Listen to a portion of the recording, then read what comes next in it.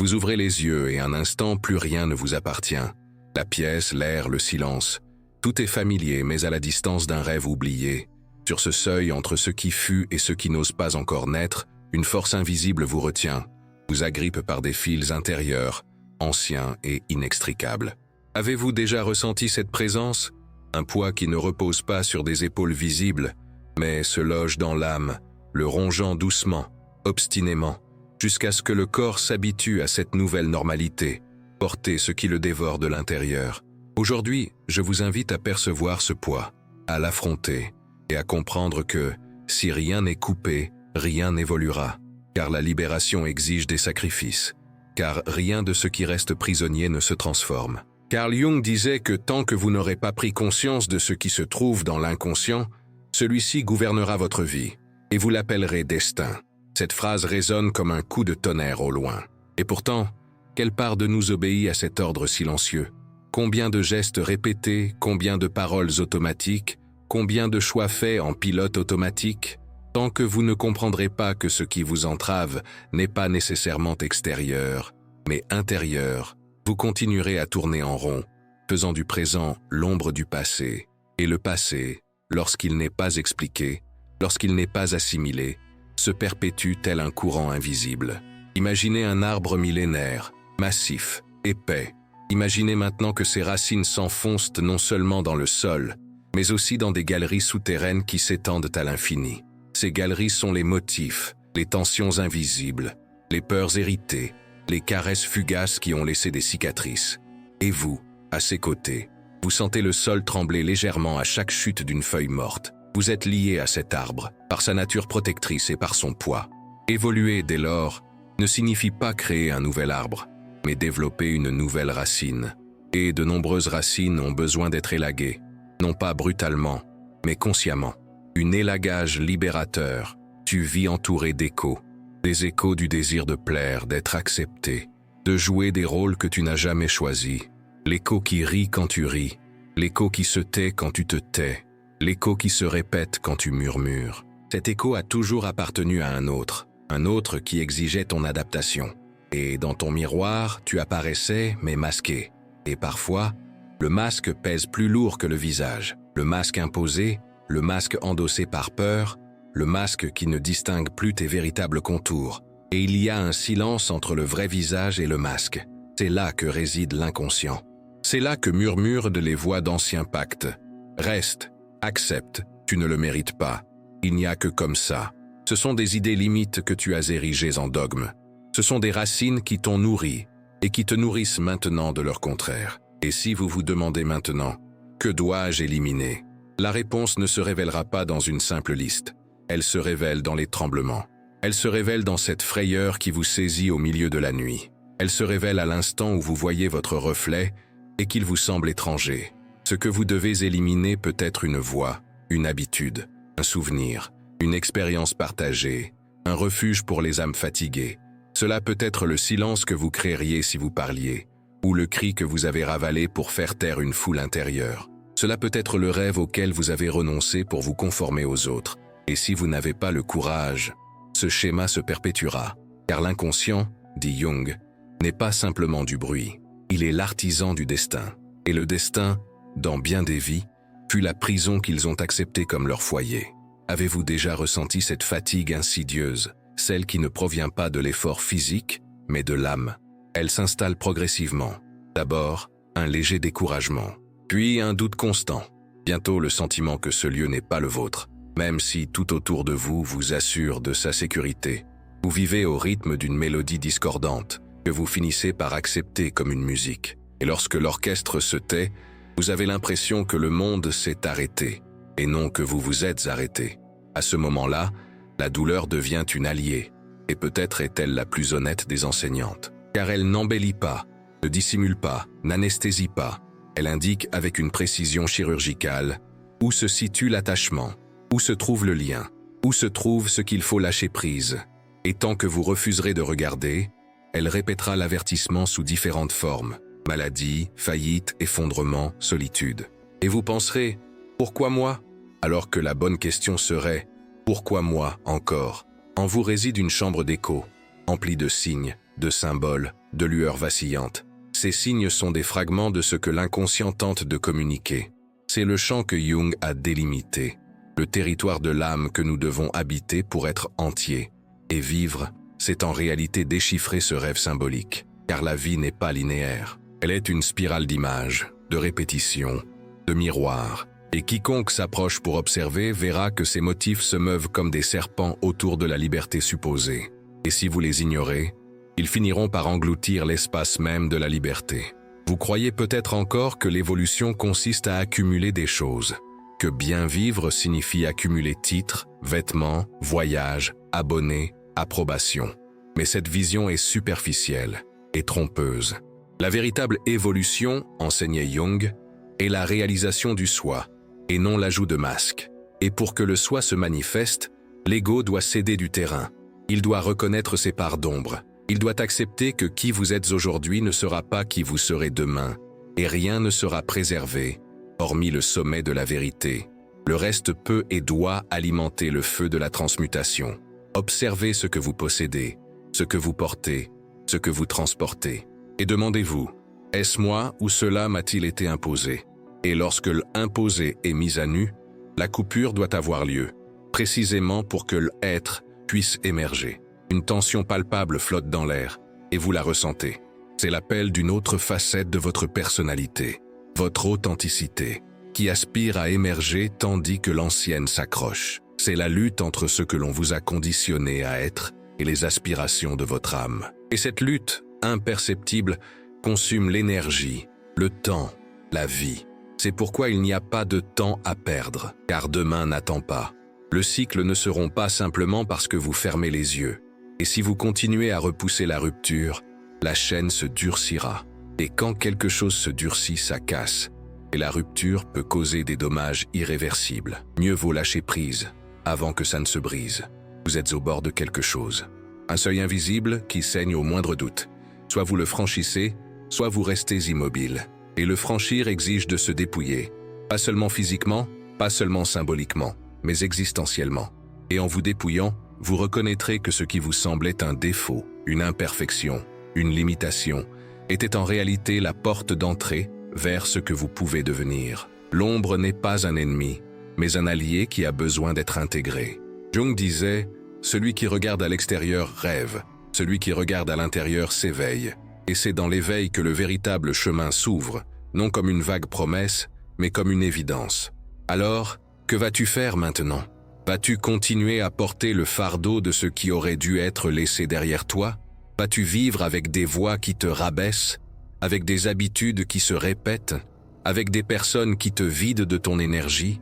Ou vas-tu avoir le courage de rompre les liens, d'accepter que la vraie paix ne réside pas dans l'accumulation de confort, mais dans la libération de ce qui t'empêche de t'élever? Tu peux continuer comme tu es, et tout semblera peut-être toujours bien aux yeux de ceux qui t'observent de l'extérieur. Mais ce bien n'est pas ce que ton être profond désire. Il aspire à la plénitude, il aspire à la présence, il aspire à la liberté, et pour cela, tu dois accepter de renoncer un peu à toi-même. Et ce faisant, tu permettras à quelque chose de plus grand de naître. Aujourd'hui, je brandis avec vous l'étendard de cette décision. Aujourd'hui, 2 options s'offrent à vous. Continuer d'être un instrument de l'inconscient ou devenir l'architecte conscient de votre vie. Choisir, c'est souffrir. Ou choisir, c'est être libre. Car chaque souffrance porte en elle un deuil. Chaque renoncement, un désir ardent. Mais il y a aussi une renaissance. Et ce qui émerge du silence du renoncement est plus puissant que les applaudissements les plus vains. Ce qui émerge, c'est votre âme, rachetée des ténèbres. Ce qui émerge, c'est vous, entier. Et maintenant, à la frontière entre ce qui fut et ce qui sera, respirez profondément, car vous ne serez jamais tout à fait prêt. Le rite de transformation commence à l'instant où vous comprenez que vous ne pouvez plus attendre. Et cet instant, c'est maintenant. Avez-vous déjà remarqué comment certaines personnes peuvent vider une pièce entière de leur présence? Elles ne crient pas, ne font pas d'esclandre, n'ont pas besoin d'élever la voix. Elles sont simplement là, et tout autour d'elles se dessèche. Vous le ressentez sans pouvoir l'expliquer. Vous sentez un poids sur vos épaules. Votre esprit est confus, votre cœur est agité, et vous commencez à vous demander si le problème vient de vous. Mais non, C'est le champ invisible qui se forme lorsque deux fréquences ne vibrent plus à l'unisson. Et il y a quelque chose de profondément toxique là-dedans. Non pas parce que l'autre personne est mauvaise, mais parce que vous vous obstinez à rester là où votre âme a déjà demandé à partir. Au début, c'est difficile à accepter. La raison proteste. Le cœur est troublé. Le poids du passé est lourd. On se dit, mais on se connaît depuis si longtemps. Mais on a traversé tellement d'épreuves ensemble. Mais elle a besoin de moi. Et c'est là qu'on se perd. On se perd dans les mais, car tout ce qui précède est vrai. Mais tout ce qui suit n'est qu'excuse. Et les excuses sont les fils avec lesquels l'inconscient tisse des prisons émotionnelles. Carl Jung disait que nul ne s'illumine en imaginant des figures de lumière, mais en prenant conscience de l'obscurité. Et l'obscurité de certains liens se cache précisément là où on ose le moins regarder, dans la familiarité devenue prison, dans l'affection devenue dette, dans l'amour devenu chantage affectif. Vous voulez sauver, vous voulez secourir, vous voulez guérir. Vous croyez que l'amour peut tout, mais l'amour n'est pas un remède quand l'autre refuse de guérir. Vous n'êtes le centre de réadaptation de personne. Vous êtes un chemin, pas une béquille. Et lorsque vous devenez le soutien de quelqu'un qui ne veut pas marcher, vous ne l'aidez pas. Vous prolongez sa maladie. Et cette maladie n'est pas seulement physique, ni même mentale. Elle est de l'âme. Une âme qui se nourrit de la vôtre, qui se recharge de votre force, mais qui ne s'engage jamais sur la voie de sa propre évolution. Et tant que vous persistez, vous dépérissez. Vous dépérissez en silence. Vous dépérissez en souriant. Vous dépérissez en disant « tout va bien », alors que ce n'est pas le cas. Et petit à petit, vous perdez quelque chose dont vous ne vous rendez même pas compte immédiatement. Votre lucidité. Oui, car les relations toxiques, qu'elles soient amoureuses, familiales ou amicales, ne se contentent pas de vous épuiser. Elles déforment votre perception. Avez-vous déjà essayé d'expliquer à quelqu'un que quelque chose n'allait pas et reçu pour réponse « tu exagères » ou « tu es trop sensible ». C'est plus fréquent qu'il n'y paraît. La manipulation émotionnelle ne crie pas, elle murmure. Elle vous fait subtilement douter de votre propre intuition. Et quand cela arrive, vous commencez à vivre déconnecté de vous-même. Et à ce moment-là, la vie commence à vous envoyer des signaux. Vous tombez malade, vous remettez vos projets à plus tard, vous vous oubliez. Vos plans stagnent, vos rêves s'évaporent, votre énergie disparaît, et vous blâmez le monde, la météo, la malchance. Mais la vérité, c'est que le fardeau que vous portez a un nom, un visage, une adresse. C'est quelqu'un que vous refusez de laisser partir parce que vous croyez encore qu'il peut changer. Mais les gens ne changent pas parce qu'on les tolère, ni parce qu'on les aime. Ils ne changent que lorsqu'ils le veulent, et ils ne le veulent presque jamais. Et à ce moment-là, il y a un choix à faire. Soit vous continuez à essayer de sauver quelqu'un qui ne veut pas être sauvé, soit vous vous sauvez vous-même. Et se sauver soi-même est, presque toujours, un acte solitaire. C'est là que beaucoup se retrouvent bloqués. Car rompre un lien affectif qui vous ronge, c'est vivre un deuil. C'est se libérer d'un passé, d'une illusion, d'un espoir. Mais ce que vous n'avez pas encore compris, c'est que cette rupture n'est pas une fin. C'est un commencement. Car ce qui occupe l'espace en vous définit ce qui a sa place dans votre vie. Et tant que vous êtes entouré de personnes qui ne vous respectent pas, il n'y a pas de place pour ceux qui peuvent vraiment vous aimer. Tant que vous êtes entouré de liens qui vous retiennent, vous n'avez pas le souffle pour vous envoler. Et vous êtes né pour vous envoler. Carl Jung disait que là où il y a de la peur, il y a de l'ombre. Et chaque ombre invisible se projette sur autrui. C'est pourquoi, souvent, vous répétez les mêmes schémas d'interaction, attirant toujours le même type de personnes, jusqu'à ce que vous compreniez que le changement ne vient pas de l'extérieur, mais de l'intérieur. C'est vous qui le permettez. C'est vous qui vous niez. C'est vous qui vous justifiez. C'est vous qui insistez. L'autre personne n'occupe que l'espace que vous lui laissez vacant. Lorsque vous décidez de protéger votre énergie comme quelque chose de sacré, ce type de personne s'éloigne naturellement.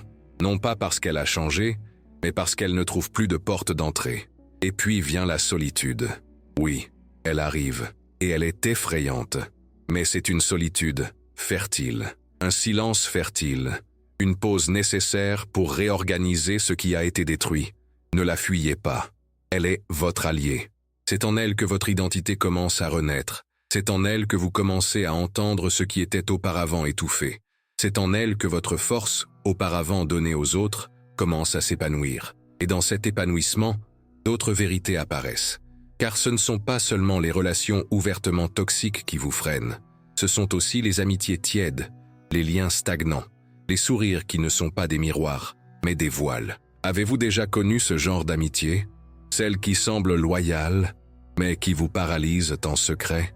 Celles qui prétendent vous soutenir, mais qui en réalité ne célèbrent jamais vos réussites? Celles qui ne vous attaquent pas, mais vous sabotent avec des compliments tièdes, des conseils douteux et des plaisanteries désobligeantes? Parfois, il n'y a pas de malice, il y a de la peur de vous voir aller là où ils n'ont pas le courage d'aller. Et pour vous retenir, ils déguisent le sabotage en bienveillance, ils déguisent l'envie en inquiétude, ils déguisent la compétition en amitié.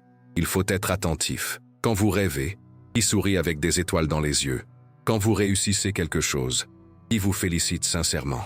Quand vous souffrez, qui vous tend la main sans faire de votre douleur un spectacle? Voilà les vraies amitiés.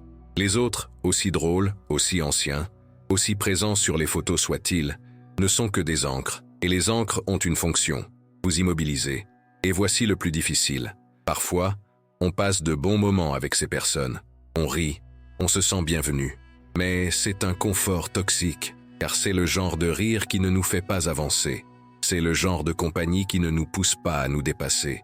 C'est le genre de lien qui nous rend complaisants. Et il faut choisir. Veut-on vivre entouré de petits moments agréables? Ou veut-on construire quelque chose de grand? Veut-on rester où l'on est? Ou est-on prêt à suivre le chemin que nous indique notre âme? Carl Jung affirmait que l'individuation, le processus qui mène à devenir pleinement soi-même, exige une séparation. Et cette séparation est parfois littérale. Elle implique de prendre ses distances avec les groupes, les liens, les idées. Car grandir est douloureux. Car être entier requiert de se défaire de ce qui est incomplet. On ne peut évoluer sans détachement. Et il n'y a pas de véritable connaissance de soi sans rupture. C'est pourquoi le chemin vers soi-même commence souvent par une rupture. Et c'est pourquoi la seconde rupture est aussi fondamentale que la première. Il ne s'agit pas d'arrogance ni d'ingratitude. Il s'agit d'assumer la responsabilité de son propre chemin. Ceux qui vous accompagnent doivent comprendre qu'être à vos côtés signifie avancer et non rester assis. Cela signifie rêver et non se moquer. Cela signifie soutenir, même sans tout comprendre. Si ce n'est pas le cas, tant mieux, car la vie n'attend pas. Les cycles ne s'arrêtent pas. Et la stagnation n'est pas neutre, elle est destructrice. Tout lieu où vous vous attardez par pitié, par peur ou par habitude deviendra une prison. Et chaque prison que vous acceptez est une part de vous qui meurt. Le moment est venu. Débarrassez-vous de ce qui vous freine. Débarrassez-vous de ce qui vous épuise. Débarrassez-vous de ce qui ne résonne pas avec votre vérité. Inutile de haïr, inutile de lutter, inutile de vous justifier. Décidez simplement que votre âme mérite de s'épanouir. Et ce faisant, vous verrez le monde se réorganiser autour de vous. Car lorsque vous changez de fréquence, tout autour de vous réagit. De nouvelles personnes apparaissent, de nouvelles opportunités se présentent, de nouvelles versions de vous-même se révèlent. Et cette révélation est le véritable miracle du voyage. Mais elle n'arrive qu'après cette rupture. Et quand cela arrivera, vous comprendrez. Vous vous retournerez sur votre passé et vous vous demanderez comment vous avez pu endurer tant de choses si longtemps. Vous réaliserez que ce qui semblait être de l'amour était de l'attachement, que ce qui semblait être du soutien était du contrôle, que ce qui semblait être de l'amitié était de la conformité. Et vous ressentirez un soulagement si profond qu'il sera comme respirer pour la première fois. Alors, le regard plus ouvert, le cœur plus léger, l'âme plus vibrante, vous franchirez l'étape suivante. Car le chemin est encore long, mais désormais, vous marchez sur la vérité. Vous êtes-vous déjà demandé combien de versions de vous-même sont mortes avant même de naître? Combien de vous ont été étouffés sous le poids des attentes d'autrui? Il existe un théâtre silencieux où chacun joue la comédie. Et sur cette scène, vous interprétez un rôle que vous n'avez peut-être jamais choisi. C'est le rôle de ce qui plaît, de ce qui ne dérange pas, de ce qui se modèle de lui-même, de ce qui s'intègre. Et là, l'âme se plie, se retire, s'oublie. La peur du jugement, contrairement aux autres peurs, ne retentit pas d'alarme. Elle murmure. Elle vous persuade qu'il vaut mieux remettre à plus tard. Elle déguise la lâcheté en prudence. Elle masque le sabotage sous un masque de bon sens. Et vous, sans vous en rendre compte, vous vous éteignez peu à peu en souriant. Combien de fois avez-vous imaginé quelque chose de formidable, pour ensuite entendre cette petite voix intérieure vous demander « Que vont penser les autres de toi ?» Cette question, en apparence anodine, est pourtant l'une des plus cruelles que l'on puisse se poser, car elle ne cherche pas la vérité, mais l'acceptation. Or, s'accepter pleinement est l'inverse d'être accepté par les autres. Carl Jung nous rappelait que ce que nous nions en nous ne disparaît pas, cela se cache. Et la peur du jugement est, par essence, une forme d'abandon de soi. C'est se dire « ma vérité n'est pas assez forte pour être vue ». Et si c'était vrai?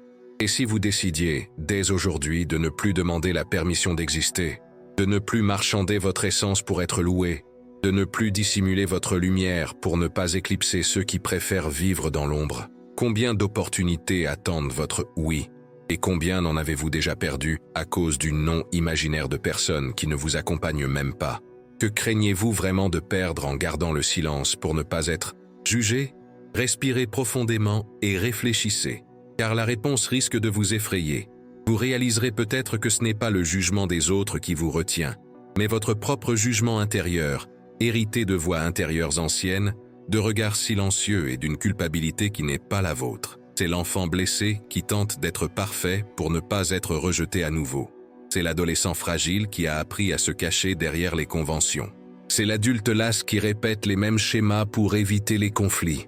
Tout cela, mis bout à bout, forme un mur. Et ce mur ne vous protège pas, il vous isole.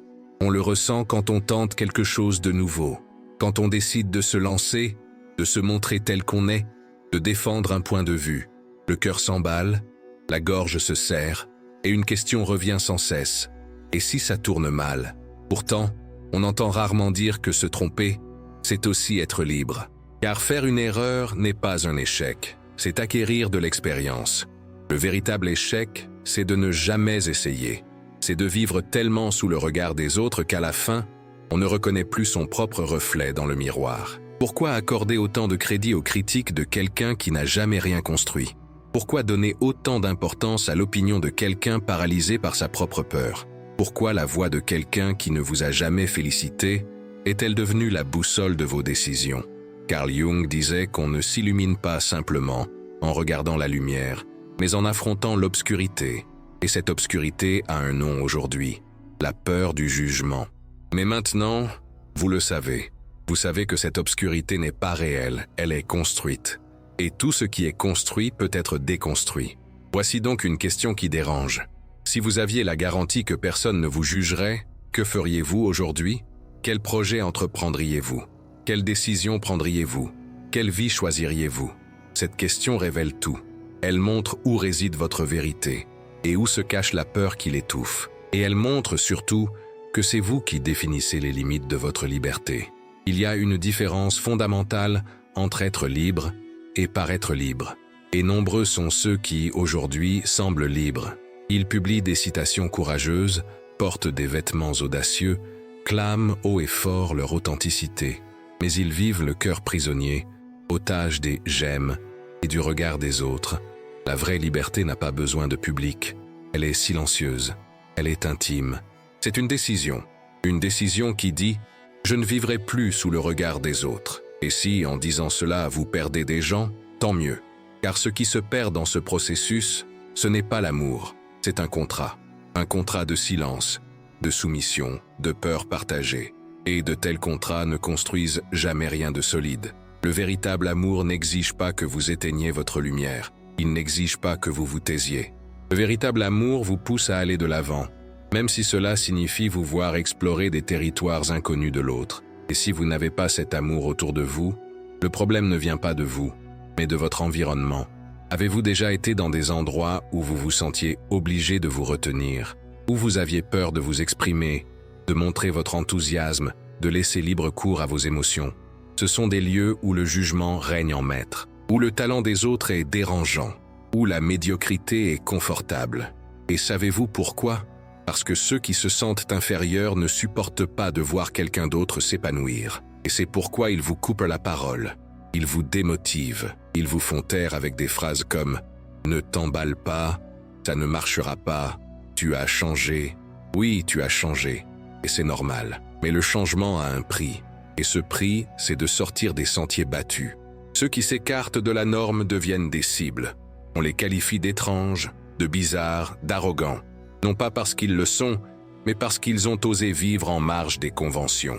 Carl Jung disait que la vie la plus épanouie est celle vécue en accord avec sa propre nature, et non selon les attentes d'autrui.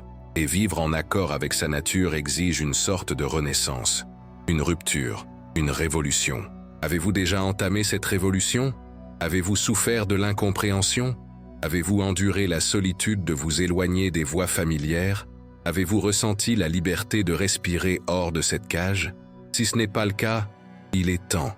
Si ce n'est le cas, alors vous le savez. Il n'y a pas de retour en arrière, car une fois que vous avez goûté à la légèreté de vivre en toute vérité, toute forme d'emprisonnement devient insupportable. Et à ce moment-là, malgré la peur, malgré les doutes, vous avancez. Et si quelqu'un vous demande « N'as-tu pas peur d'être jugé ?» Répondez « Si, mais je continue malgré tout. » Car le courage n'est pas l'absence de peur, c'est une décision prise malgré elle. Et cette décision vous mène là où la peur ne vous permettrait jamais d'aller. Elle vous conduit à des projets qui voient le jour, à des liens authentiques, à une vie empreinte de plus de sérénité intérieure et de moins de tumulte extérieur. Surtout, elle vous conduit à la reconnexion avec votre essence. Tu n'es pas là pour suivre un scénario, tu es là pour en écrire un. Et ce scénario, c'est le tien, avec ses chutes, ses erreurs, ses faux pas, mais le tien. Et chaque pas que tu fais, malgré le jugement des autres, est un pas de retour chez toi, vers ton foyer intérieur, le foyer où réside ta liberté. Respirez et demandez-vous en toute honnêteté combien de mes décisions ont été prises pour plaire à autrui, combien de choix ont été guidés par la peur du rejet, combien de chemins ai-je abandonné par anticipation d'un jugement qui n'est jamais venu, et surtout, combien de temps vais-je encore laisser ma vie être écrite par des mains qui ne sont pas les miennes? Tu connais la réponse, et tu sais ce qu'il te reste à faire. La prochaine étape n'est pas extérieure, elle est intérieure. Il s'agit de trancher au cœur de la peur. Il s'agit de faire taire l'écho des voix qui t'ont appris à te cacher. Il s'agit de te libérer de cette honte qui n'a jamais été la tienne. Car lorsque tu t'en libères, quelque chose d'incroyable se produit. Tu commences à être vu, pas par tous, mais par les bonnes personnes, celles qui vibrent à l'unisson avec ta lumière, celles qui respectent ta vérité, celles qui marchent à tes côtés, ni au-dessus ni en dessous de toi. Et c'est cela, la véritable rencontre. À partir de là, le chemin est différent. Un chemin où le jugement n'est plus un emprisonnement, mais un simple écho lointain. Et votre voix, pour la première fois depuis longtemps, résonne plus fort. C'était un dimanche comme les autres. Ciel nuageux, café tiède, son corps là, mais son âme en suspens. Mariana se réveilla avec une étrange sensation, comme si elle n'était qu'à moitié vivante. Tout semblait à sa place. Un travail bien rémunéré, une relation stable, ses amis habituels.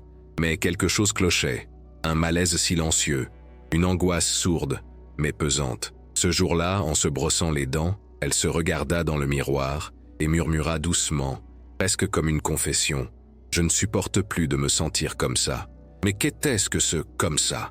C'était l'impression constante qu'une partie d'elle-même s'étouffait, un potentiel inexploité, une vie inachevée. Il n'y avait pas de tragédie, il y avait de l'ennui, il n'y avait pas de désespoir, il y avait une absence de sens. Et cette absence, jour après jour, la rongeait plus que n'importe quelle douleur manifeste. Elle se souvenait de son enfance, quand elle rêvait d'être astronaute, puis écrivaine, puis architecte. Mais elle avait fini par accepter un poste dans une multinationale, car cela lui semblait rassurant. Chaque décision prise sous l'emprise de la peur entraînait la fermeture d'une porte, et à chaque porte fermée, une partie d'elle s'éteignait. Alors, Mariana apprit à se plaindre des lundis, de son patron, des embouteillages, du manque de temps, du manque d'argent. Mais la vérité qu'elle ne disait pas à voix haute, c'était que ce qui lui manquait le plus, c'était le courage. Le courage de sortir du pilotage automatique, de briser ses habitudes, d'affronter le vide de l'inconnu, de ne pas savoir qui elle serait si elle ôtait tous ses masques. Car se plaindre, au fond, lui donnait une fausse impression de contrôle. Comme si, en pointant du doigt les défauts du monde, elle pouvait ignorer les siens. Combien de Marianne connaissez-vous? Des personnes qui vivent suffisamment bien pour ne rien rompre avec la vie, mais pas assez bien pour ne jamais se sentir pleinement vivante. Carl Jung disait que ce que l'on renie en soi nous asservit et que ce que l'on accepte nous transforme. La négativité, ce brouillard qui recouvre tout, est une forme de déni. Nier sa propre force, nier la possibilité du changement, nier le droit de rêver. Se plaindre, c'est dire « je n'ai pas le choix ». Avoir des idées limitées, c'est déclarer « je suis incapable » et croire que tout ira mal, c'est signer un pacte avec la stagnation. Et si tout cela n'était qu'une habitude, un schéma mental acquis, répété, sans jamais être remis en question? Et si, comme une addiction, vous entreteniez votre propre prison? De récentes études en neurosciences montrent que le cerveau se façonne en fonction des pensées que nous cultivons. Chaque pensée négative crée un circuit neuronal. Plus nous répétons ce schéma, plus il devient automatique. C'est comme emprunter sans cesse le même chemin jusqu'à ce que les broussailles forment un sentier battu. La négativité cesse alors d'être un choix conscient et devient un terrain familier. Confortable, certes, mais limitant. Avez-vous déjà remarqué comment certaines personnes entrent dans une pièce et se mettent immédiatement à critiquer tout ce qui ne va pas? La température, le bruit, la nourriture, la décoration, les embouteillages pour arriver là. Elles ne s'en rendent pas compte, mais elles sont conditionnées à se plaindre. Elles ignorent même qu'il est possible de voir les choses autrement. Et si vous vivez avec des gens comme ça, ou si vous en faites partie, vous devez prendre conscience du risque. Celui de passer sa vie entière à croire que c'est la seule façon de voir le monde. Avez-vous déjà côtoyé quelqu'un dont les paroles vous allaient plus légers, qui, face à un problème, y voyait des angles que personne d'autre ne percevait, qui, même dans l'adversité, gardait une attitude d'apprentissage? Ces personnes sont rares, mais ce sont elles qui nous rappellent qu'il est possible de vivre autrement, non pas avec naïveté, mais avec présence, non pas en niant la douleur, mais en assumant la responsabilité de la façon dont on y réagit. La négativité ne se contente pas de déformer la réalité, elle fait fuir les opportunités. Une étude de la Harvard Business School a démontré que les dirigeants considérés comme optimistes ont 5 fois plus de chances d'atteindre leurs objectifs à long terme. Non pas parce qu'ils ignorent les risques, mais parce qu'ils sont guidés par une vision, et non par la peur. Ils perçoivent des solutions là où d'autres voient des obstacles. Ils entraînent leur esprit à chercher des voies d'accès à la solution. Et c'est là toute la différence. Un esprit négatif regarde au ras du sol, tandis qu'un esprit ouvert regarde vers l'horizon. Et vous? Où avez-vous porté votre regard? Quelles pensées vous reviennent le plus souvent au cours de la journée? À quel genre de conversation avez-vous participé? Quel type de contenu avez-vous consommé? Ne vous y trompez pas, tout cela façonne votre perception. Et la perception est la réalité. Si vous ne voyez que le manque, le monde entier vous paraît hostile. Si vous ne voyez que les problèmes, la vie elle-même vous semble une menace. Mais si vous commencez, même petit à petit, à rechercher ce qui est possible, beau et nouveau, quelque chose change. D'abord de l'intérieur, puis de l'extérieur. Avez-vous déjà remarqué combien il est courant de voir des gens se dire « réalistes » et qui, en réalité, vivent une vie complètement paralysée? Être réaliste est devenu une excuse pour être négatif. C'est devenu un alibi pour ne pas rêver, pour ne pas prendre de risques, pour ne pas changer. Mais le réalisme sans espoir n'est qu'un cynisme déguisé. Et le cynisme est l'une des formes les plus tristes de résignation. Carl Jung affirmait que là où règnent les attitudes négatives, il n'y a pas d'âme, et vivre sans âme est le plus grand gâchis de l'existence. Et si ce que vous appelez prudence n'était qu'une peur déguisée? Et si ce que vous appelez avoir les pieds sur terre n'était que le reflet d'un esprit résigné à la stagnation? La question est dérangeante, mais nécessaire. Car parfois, ce qui nous protège nous empêche aussi de progresser. Et le prix de la sécurité est souvent la stagnation. Êtes-vous prêt à payer ce prix? Il existe un cas emblématique, bien connu dans certains milieux de la psychologie. Celui d'un homme qui a passé 27 ans à vivre dans une vieille voiture garée sur un terrain vague. Il n'était pas sans domicile fixe par manque d'alternative. Ancien professeur d'université, diplômé, en bonne santé et père de famille, il affirmait pourtant se sentir protégé dans cette voiture. De quoi? Du monde, des critiques, des attentes. Il préférait la sécurité de l'ombre à l'incertitude de la lumière. Et ainsi, avec le temps, il a oublié qu'il existait d'autres solutions. C'est là le propre de la négativité. Elle vous persuade que vivre dans une vieille voiture vaut mieux que de risquer de traverser la rue. Vous n'êtes peut-être pas en voiture, mais combien de vos pensées restent en suspens depuis des années? Combien de décisions ne prenez-vous pas? Combien d'idées mettez-vous de côté? Combien de fois dites-vous « ça ne marchera pas » avant même d'essayer? C'est aussi une forme d'emprisonnement. Pire encore, une prison invisible. Et savez-vous quel est le danger d'une prison invisible? C'est qu'avec le temps, elle finit par ressembler à votre foyer. Il faut un déclic pour briser ce cercle vicieux. Un moment où l'on décide de ne plus vivre en pilote automatique. Où l'on décide de ne plus laisser la négativité dicter nos actions. Où l'on décide de ne plus se plaindre des lundis, mais de les utiliser pour entreprendre quelque chose de nouveau. Où l'on décide de ne plus répéter des phrases de manque, mais de semer des mots d'espoir. Ce moment peut être maintenant. Et si vous avez lu jusqu'ici, c'est que quelque chose en vous a déjà commencé à bouger. Alors, arrêtez-vous un instant, respirez, et observez combien de vos attitudes proviennent d'un esprit conditionné par la négativité. Combien de mots répétez-vous sans vous en rendre compte? Combien d'occasions avez-vous manqué parce que vous étiez trop occupé à pointer du doigt ce qui n'allait pas? Et, plus important encore, que se passerait-il si vous commenciez à changer votre perspective? Si, au lieu de dire « ça ne marchera pas », vous disiez « comment puis-je faire en sorte que ça marche ?»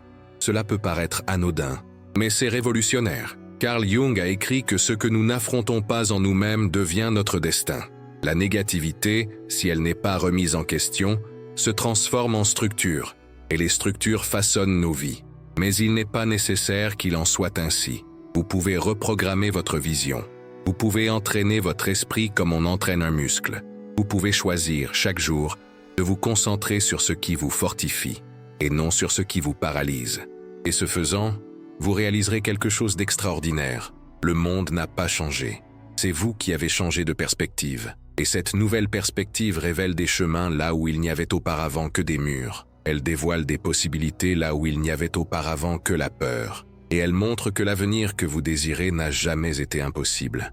Il était simplement caché derrière le rideau des plaintes. Et maintenant, pour la première fois depuis longtemps, ce rideau commence à s'ouvrir. C'est à l'aube qu'il comprit enfin. Après une journée entière passée à faire semblant d'être quelqu'un d'autre, à dire ce que les gens voulaient entendre, à accepter des invitations qu'il ne désirait pas, à sourire lors de conversations ennuyeuses, à porter des vêtements qui ne reflétaient plus son âme, à s'allonger dans un lit qui n'évoquait plus le repos, mais l'épuisement. Là, dans l'obscurité de sa chambre, il se demanda « Combien de parts de moi-même ai-je perdu à essayer de plaire aux autres ?» Et cette question résonna comme un coup de tonnerre silencieux, ouvrant des brèches là où il n'y avait auparavant que le confort. Combien de fois avez-vous dit « oui » alors que vous vouliez dire « non » ? Combien de fois vous êtes-vous tu par peur de paraître impoli, ingrat ou difficile ? Combien de fois avez-vous modelé votre opinion pour éviter la contradiction ? Ces concessions, faites jour après jour, ne sont pas anodines.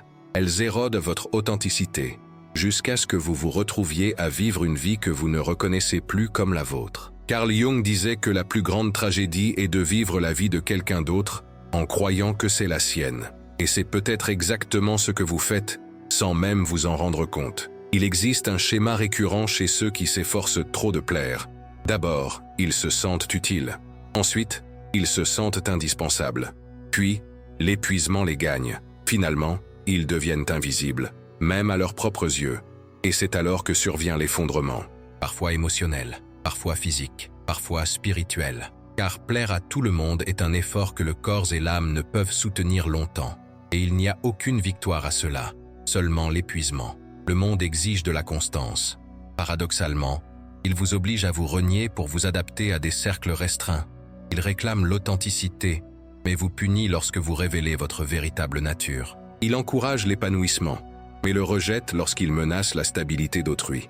Comment trouver le juste équilibre ? Comment rester soi-même sans perdre tous ceux qui nous entourent ? Comment exprimer sa vérité sans rompre des liens précieux ? La réponse est douloureuse mais nécessaire. Certains liens doivent bel et bien être rompus, car tous les liens ne sont pas sains, toutes les relations ne sont pas justes, toutes les attentes ne sont pas légitimes. Et vivre en essayant de plaire est au fond une forme de manipulation.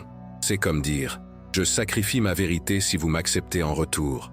Mais l'acceptation obtenue au prix du sacrifice de son essence est la plus fragile qui soit. Elle se brise au premier non, au premier désaccord, à la première audace d'être soi-même? Avez-vous déjà été rejeté pour avoir dit la vérité? Avez-vous déjà perdu quelqu'un pour avoir choisi de vous respecter? Avez-vous déjà eu l'impression que votre authenticité dérangeait quelqu'un? Ces moments ne sont pas des échecs, ce sont des épreuves. Des épreuves qui vous permettent de vous retrouver. Des épreuves qui vous permettent de retrouver votre intégrité. Car l'intégrité n'est pas de la rigidité, c'est de l'harmonie. C'est lorsque vos pensées, vos sentiments et vos actions sont en accord. Et cela dérange les gens. Cela dérange ceux qui vivent pour les apparences. Cela dérange ceux qui ne savent aimer que des versions malléables. Cela dérange ceux qui ont peur d'affronter leur propre part d'ombre et qui, par conséquent, reportent la responsabilité de leur frustration sur les autres. Vous rendez-vous compte à quel point votre liberté est encore en jeu? Combien de fois vous perdez-vous dans des conversations à essayer de deviner ce que l'autre personne veut entendre? Combien de fois agissez-vous contre votre gré par peur d'être rejeté? Et surtout, combien de votre vie avez-vous déjà sacrifié au nom d'une approbation éphémère? La réponse ne se trouve pas chez l'autre, elle est en vous. Carl Jung nous a appris que nul ne peut s'épanouir pleinement sans affronter sa part d'ombre. Le désir de plaire à tous est l'une de ces ombres. Sous un masque de bienveillance se cache une peur profonde du rejet. Le surmonter ne signifie pas devenir insensible, mais s'épanouir pleinement. Car s'épanouir pleinement, c'est accepter de ne pas toujours plaire à tout le monde, que tout le monde ne nous appréciera pas, que certains prendront leur distance. Mais ceux qui restent le font parce qu'ils nous voient vraiment tels que nous sommes. Et voici le tournant. Le monde n'a pas besoin de votre obéissance aveugle. Il a besoin de votre authenticité. Il a besoin de votre vision. Il a besoin de votre force. Mais rien de tout cela ne peut émerger si vous continuez à dire « oui » à tout ce qui nie votre identité. Vous pouvez passer votre vie entière à essayer de vous conformer à des moules qui ne sont pas faits pour vous. Ou vous pouvez décider maintenant de les briser. Et lorsque vous le ferez, vous verrez que beaucoup de ce qui semblait essentiel n'était que du bruit. Et que beaucoup de ce que vous craigniez de perdre était, en réalité, ce qui vous empêchait de grandir. Combien de décisions avez-vous reportées par peur de paraître égoïste? Combien de désirs avez-vous refoulés pour ne pas déplaire? Combien de chemins avez-vous laissés en suspens faute de reconnaissance? Voilà les chaînes qu'il faut briser. Des chaînes subtiles, invisibles, mais puissantes. Des chaînes faites de regards, de conventions sociales et de mots mal interprétés. Des chaînes sans forme, mais d'une force immense. Et qui, par conséquent, exigent de vous la plus grande des ruptures, celle qui brise le besoin d'être accepté. Cette blessure fait mal. Elle fait mal car elle ébranle ce que tu croyais être l'amour. Elle fait mal car elle défait les liens anciens. Elle fait mal car elle désarme les masques que tu t'étais forgés pour te protéger. Mais cette douleur n'est pas destructrice. C'est la douleur de l'enfantement. C'est la douleur de la renaissance. Et quiconque renaît, renaît pour être. Êtes-vous prêt à vous défaire de la superficialité pour trouver l'essentiel? Êtes-vous prêt à renoncer au besoin de paraître important pour enfin vivre? Êtes-vous préparé au silence qui survient lorsque vous n'êtes plus la projection d'autrui, mais votre propre vérité? C'est le point de rupture. C'est là que beaucoup abandonnent, mais c'est là que les plus déterminés commencent. Carl Jung nous le rappelle, la rencontre avec son âme exige des sacrifices. Et le premier sacrifice est celui du personnage. Le masque que nous portons pour être accepté, il faut l'ôter. Et en dessous, le visage oublié doit être redécouvert. À partir de maintenant, le chemin est plus étroit, mais plus léger, car vous portez moins de poids, car vous n'avez plus besoin d'approbation pour vous sentir entier, car vous avez appris que tenter de plaire à tout le monde est une lente agonie, et vous ne voulez plus mourir, vous voulez vivre, vous voulez ressentir, vous voulez créer, vous voulez vous appartenir. Maintenant, regardez-vous en face. Combien de fois vous êtes-vous trahi et en haut? Combien de fois avez-vous accepté moins que ce que vous méritiez pour préserver une illusion d'harmonie? Combien de fois avez-vous confondu acceptation et amour? Et si, un instant, vous pouviez vous libérer de tout cela, qui seriez-vous? Tu connais déjà la réponse. Elle vibre en toi. Tu attends le moment décisif. Tu attends le début. C'était en début d'après-midi lorsqu'elle sentit qu'elle n'en pouvait plus. Pas de drame, pas de larmes.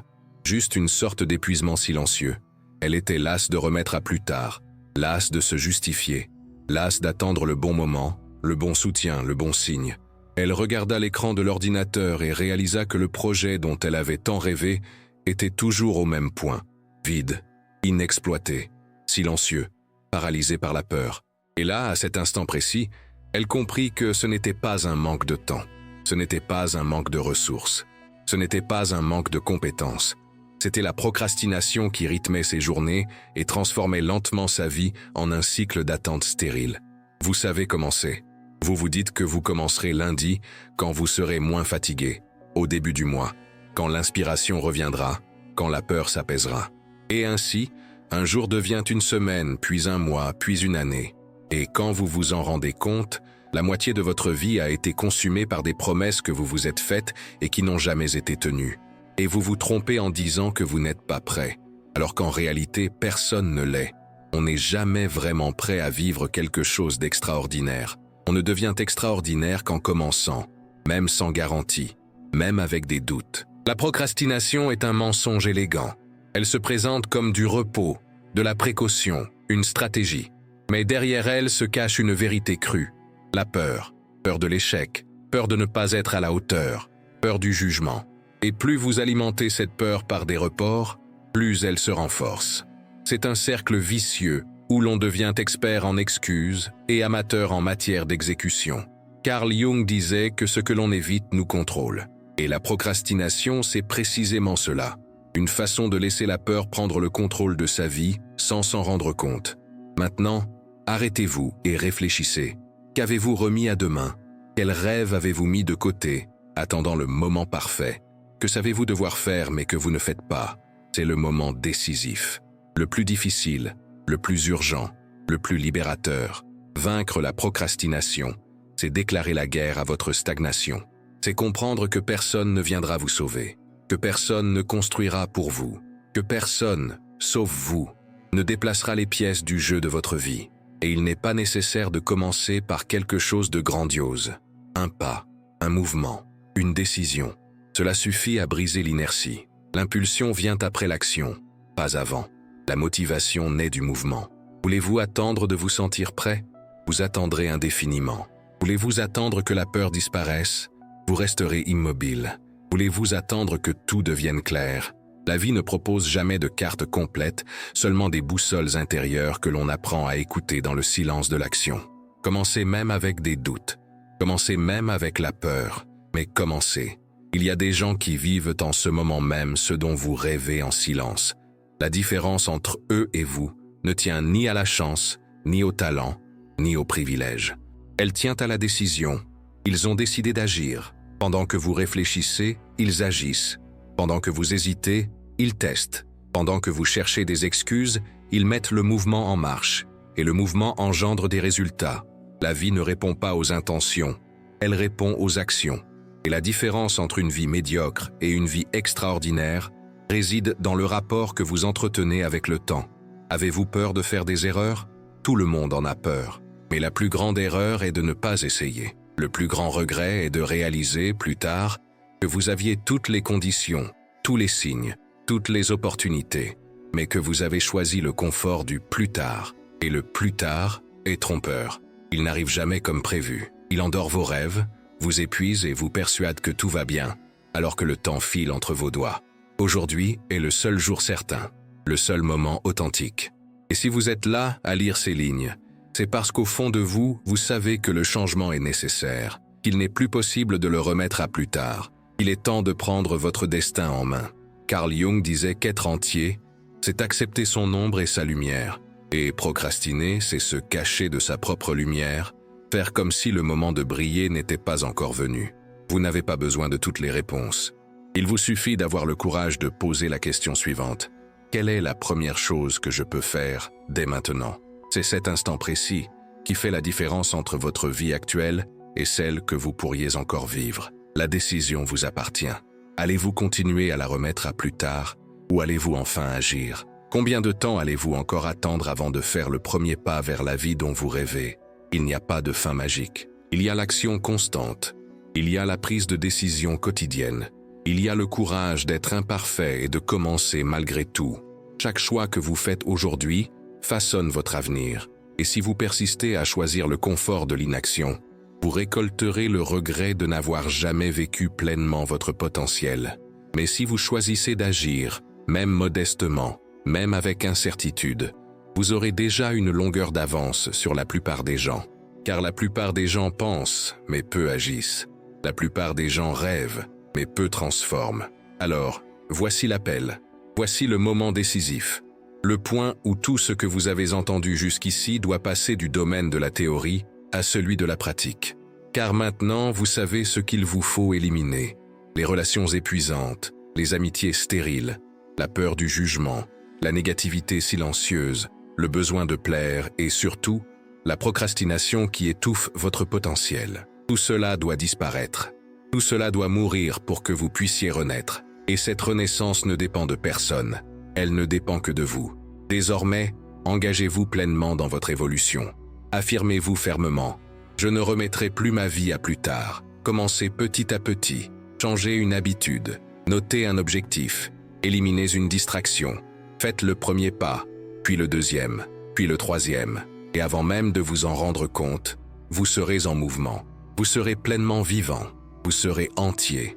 Si ce contenu vous a touché, n'hésitez pas à aimer cette vidéo, à laisser un commentaire, même anonyme, et à vous abonner à la chaîne. Votre participation est essentielle pour que ce message continue de circuler et touche un public plus large. Laissez un commentaire ci-dessous pour nous dire ce que vous allez changer dès aujourd'hui. Affirmez-le, engagez-vous, partagez-le, car votre changement pourrait inspirer quelqu'un d'autre à se lancer lui aussi. C'est à vous de jouer. Fini les procrastinations. La vie vous attend, et vous êtes prêts. Lancez-vous.